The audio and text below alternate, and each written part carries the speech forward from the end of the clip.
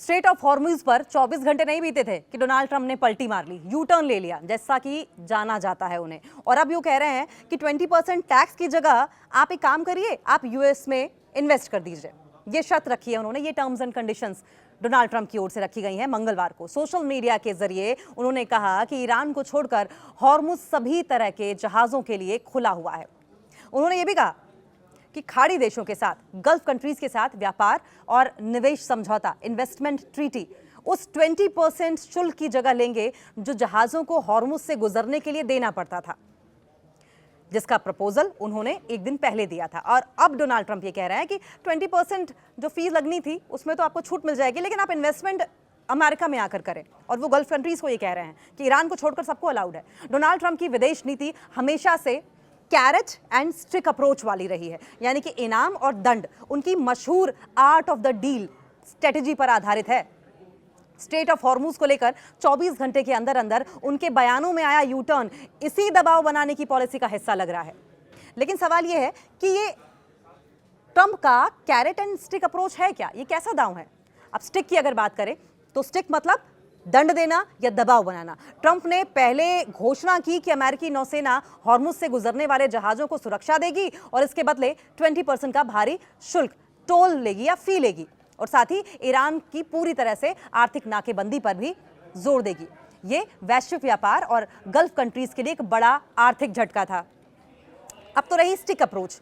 Carat approach क्या किया उन्होंने इनाम और सहमति, और उनकी जो कैरेट अप्रोच थी वो रंग भी लाई, दबाव रंग लाया, और खाड़ी देशों ने अमेरिका में अरबों डॉलर के निवेश का प्रस्ताव दिया, जिसके तुरंत बाद ट्रंप ने 20% टोल का प्रस्ताव वापस ले लिया और व्यापार समझौते की बात कही।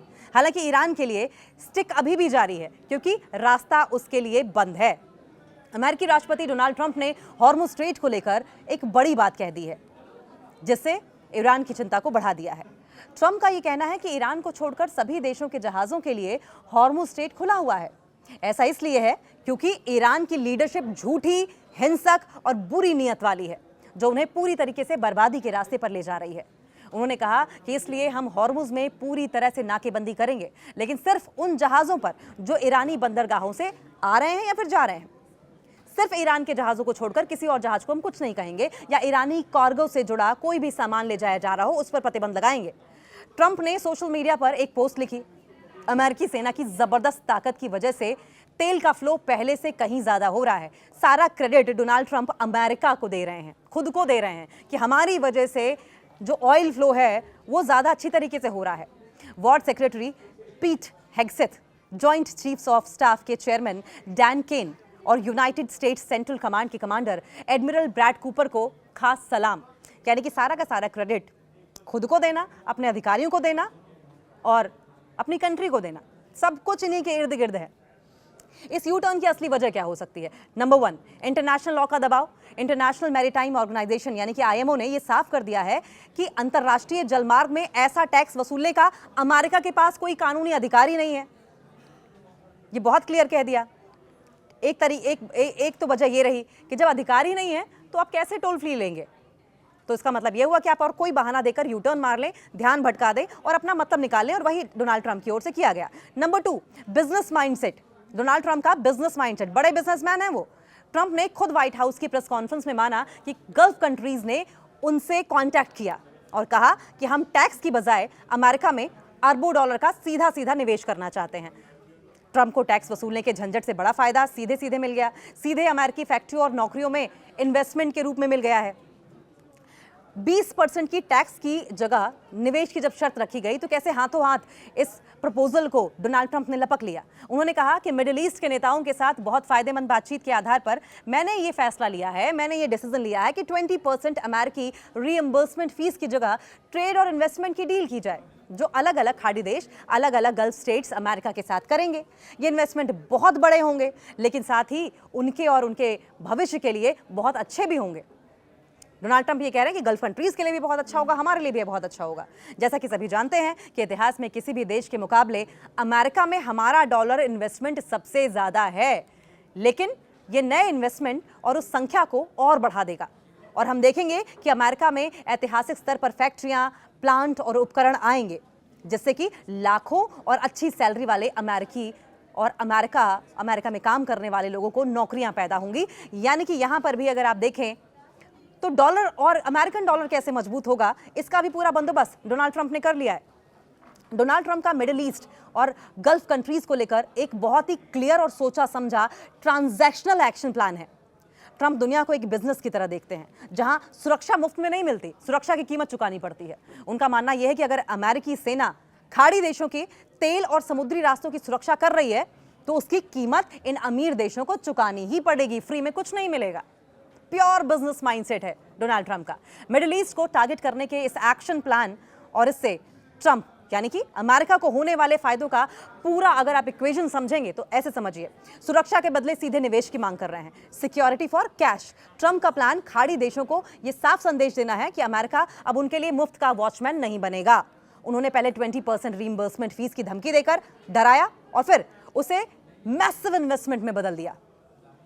अब्राहम अकॉर्ड्स का विस्तार, expansion of Abraham accords.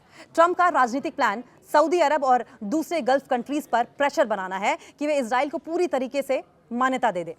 Trump सुरक्षा और ईरान विरोधी गारंटीज के बदले गल्फ कंट्रीज से इजराइल के साथ दोस्ती का सौदा कर रहे हैं। Next point, America first manufacturing. Gulf countries जैसे कि सऊदी अरब, यूएई, कतर के पास सॉवरन वेल्थ फंड्स हैं और खरबों डॉलर कैश पड़ा है उनके पास। ट्रंप का प्लान इस तेल के पैसे को अमेरिकी जमीन पर खींचना है ताकि अमेरिकी फैक्ट्रियों को रिफंड किया जा सके। इस एक्शन प्लान से ट्रंप को क्या फायदे होंगे, सवाल यह भी। ट्रंप के इस दांव से उनके घरेलू राजनीतिक एजेंडे और अमेरिकी अर्थव्यवस्था को सीधे तौर पर 4 बड़े फायदे होंगे। लाखों नई नौकरियां और वोट बैंक, खाड़ी देशों का पैसा, अमेरिका के रस्ट बेल्ट यानी कि औद्योगिक राज में नई फैक्ट्रियां, ऑटोमोबाइल्स, मैन्युफैक्चरिंग प्लांट में लगेगा। इससे लाखों ब्लू कॉलर नौकरियां पाने वाले लोग बहुत सारे इससे प्रभावित होंगे, उन्हें फायदा होगा, ब्लू कॉलर नौकरियां पैदा होंगी, जो ट्रंप का सबसे बड़ा घरेलू और राजनीतिक वोट बैंक है। सरकारी खजाने पर बोझ कम हो जाएगा। अमेरिकी नौसेना और सेना जो हर साल मिडिल ईस्ट और हॉर्मुज में अरबों डॉलर खर्च करती है, उसकी भरपाई अब अमेरिकी टैक्स पेयर के पैसे से नहीं बल्कि खाड़ी देशों के इन्वेस्टमेंट और ट्रेड एग्रीमेंट से होगी। इंफ्रास्ट्रक्चर का मॉडर्नाइजेशन हो जाएगा। अमेरिका के पुराने हो रहे इंफ्रास्ट्रक्चर, रिन्यूएबल एनर्जी और टेक्नोलॉजी सेंटर में खाड़ी देशों का, गल्फ कंट्रीज का ये हिस्टोरिक इन्वेस्टमेंट, ये ऐतिहासिक निवेश नई जान फूंक देगा, जिससे कि अमेरिकी अर्थव्यवस्था को बड़ी बढ़त मिल जाएगी। ग्लोबल ऑयल मार्केट पर कंट्रोल हो जाएगा।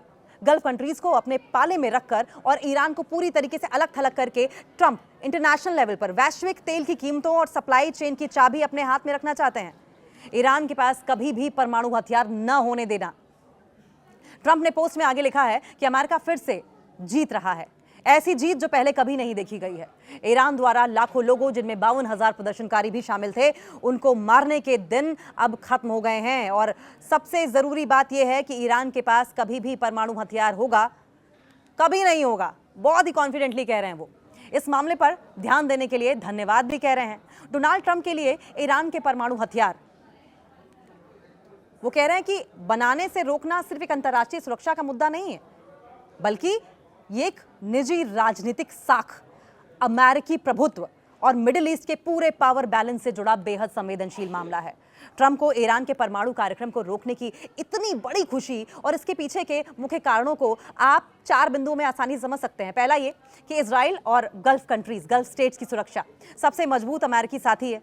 इजराइल अमेरिका का मिडिल ईस्ट में सबसे करीबी दोस्त है। ईरान खुलकर इजराइल को नक्शे से मिटाने की धमकी देता रहा है। दूसरा, अब्राहम अकॉर्ड्स की कामयाबी। ट्रंप ने अपने पिछले कार्यकाल में इजराइल और खाड़ी देशों यानी कि यूएई, बहरीन जैसे देशों के बीच में दोस्ती करवाई थी। अगर ईरान परमाणु बम बना लेता है तो सऊदी अरब और यूएई जैसे अमीर खाड़ी देश भी खुद को असुरक्षित मानेंगे। ईरान को देखकर ट्रंप अपने इन सभी अमीर पार्टनर्स को सुरक्षा की गारंटी दे रहे हैं, जिसके बाद वे अमेरिका में भारी निवेश करेंगे। और उससे बड़ा पॉइंट तो यह है कि सऊदी अरब के साथ न्यूक्लियर रेस, क्षेत्रीय खतरा। अगर ईरान परमाणु हथियार हासिल कर लेता है तो मिडिल ईस्ट में एक खतरनाक हथियारों की होड़ शुरू हो जाएगी, न्यूक्लियर आर्म्स की रेस शुरू हो जाएगी। सऊदी अरब का कदम क्या होगा? सऊदी अरब के क्राउन प्रिंस पहले ही साफ कह चुके हैं कि अगर ईरान परमाणु बम बनाएगा तो सऊदी अरब को भी अपनी सुरक्षा के लिए परमाणु हथियार बनाना पड़ेगा। ट्रंप इस पूरे क्षेत्र को परमाणु बारूद के ढेर पर तब्दील होने से रोकना चाहते हैं, क्योंकि इससे वैश्विक तेल की सप्लाई और पूरी दुनिया की अर्थव्यवस्था तबाह हो सकती है। नंबर 3, ओबामा की ईरान न्यूक्लियर डील। इस पर खुद जीत साबित करना चाहते हैं वो। राजनीतिक साख उनकी दांव पर एक तरीके से लगी है और इस राजनीतिक साख पर वो खुद फतह करना चाहते हैं, झंडे लहराना चाहते हैं। पूर्व राष्ट्रपति बराक ओबामा में 2015 में ईरान के साथ परमाणु समझौता किया था, जिसे ट्रंप इतिहास की सबसे खराब डील मानते थे। ट्रंप ने 2018 में उस डील को फाड़ दिया था और ईरान पर मैक्सिमम प्रेशर की नीति लागू कर दी थी। अपनी नीति को सही ठहराना एक मकसद हो सकता है डोनाल्ड ट्रंप का। अब ईरान को घुटनों पर लाकर और उसे परमाणु शक्ति बनने से रोककर ट्रंप पूरी दुनिया के सामने ये साबित कर रहे हैं कि ओबामा की बातचीत वाली पॉलिसी कितनी गलत थी और उनकी आर्ट ऑफ द डील, दबाव और प्रतिबंध की नीति पूरी तरीके से असरदार है और सही है। पॉइंट नंबर 4, अमेरिकी सैनिकों और वैश्विक ठिकानों की सुरक्षा, आतंकी नेटवर्क पर लगाम लगाना, ये एक मोटिव है डोनाल्ड ट्रंप का। ईरान मिडिल ईस्ट में हिजबुल्लाह, हमास और हूती जैसे कई सशस्त्र गुटों, कई प्रॉक्सीज को फंड करता आया है, हथियार देता आया है। सीधा सीधा खतरा था ये। ट्रंप का मानना है कि अगर ईरान के पास परमाणु सुरक्षा कवच आ गया तो वो इन गुटों के जरिए अमेरिकी नौसेना को, अमेरिकी सैनिकों को और अंतर्राष्ट्रीय व्यापारिक जहाजों और ज्यादा आक्रामक हमले करेंगे और अमेरिका चाहकर भी उन पर सीधा हमला नहीं कर पाएगा। कोरिया के मामले में होता आया है जैसा कि ईरान के परमाणु विहीन, ईरान को पूरी तरीके से परमाणु विहीन रखकर अमेरिका जब चाहे उस पर दबाव बनाए रख सकता है। ट्रंप के बयान में 52,000 प्रदर्शनकारियों का जिक्र क्यों किया गया है? ट्रंप ने अपने पोस्ट में ईरान के घरेलू मानवाधिकारों का जिक्र किया। वे दुनिया को यह संदेश दे रहे हैं कि ईरान की मौजूदा सरकार एक क्रूर शासन है, जिसने अपने ही देश के हजारों प्रदर्शनकारियों, जिसमें हिजाब विवाद के, आर्थिक तंगहाली के खिलाफ प्रदर्शनों को मार डाला है। ट्रंप का तर्क है कि जो सरकार अपने नागरिकों के प्रति इतनी क्रूर है, उसके हाथ में परमाणु बम देना पूरी तरीके से इंसानियत के लिए सबसे बड़ा खतरा होगा। ट्रंप ने लेकिन पहले क्या कहा था? इससे पहले ट्रंप ने ट्रूथ सोशल मीडिया प्लेटफॉर्म पर जो पोस्ट किया था, उसमें सभी कार्गो शिप पर 20% टैक्स लगाया था। उन्होंने पोस्ट में लिखा था कि अमेरिका को अब से हॉर्मुज स्ट्रेट का संरक्षक कहा जाएगा और सभी कार्गो शिप को 20% की दर से टैक्स देने होंगे, जिससे कि दुनिया के इस बेहद अस्थिर हिस्से की सुरक्षा के लिए जरूरी सभी खर्चों की पूर्ति हो सके।